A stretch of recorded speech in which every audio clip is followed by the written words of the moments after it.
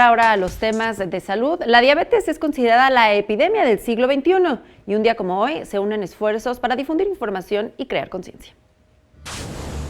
De acuerdo al Instituto Nacional de Salud Pública, en México, la diabetes continúa siendo la principal causa de muerte en mujeres y la segunda en hombres. Y aunque las estadísticas se han modificado desde el año 2000 a la fecha, el padecimiento sigue encendiendo los focos de alerta porque las estadísticas revelan que al año 80,000 personas mueren por esta enfermedad. Para hablar de los factores de riesgo en diabetes, nos dicen que hay alrededor de entre 12 y 14 millones de pacientes que viven con diabetes. En realidad en México no hay cifras. No sabemos a cierta ciencia cuántos pacientes hay.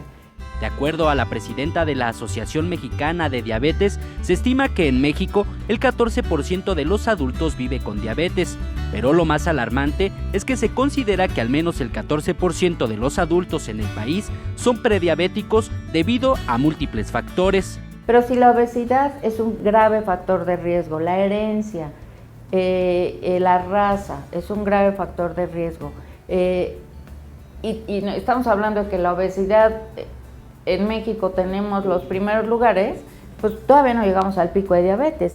El problema no es la enfermedad como tal, sino su control, y es que según la experta, vivir con este padecimiento es posible, pero es fundamental siempre tener la alimentación y sobre todo la medicación adecuada.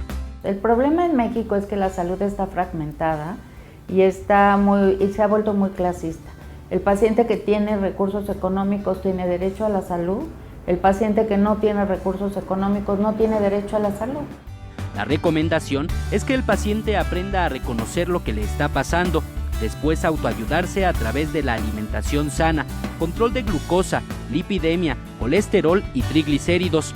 Con estas sencillas acciones, las personas con diabetes pueden tener una mejor calidad de vida. Eric Pinto, 21 Noticias.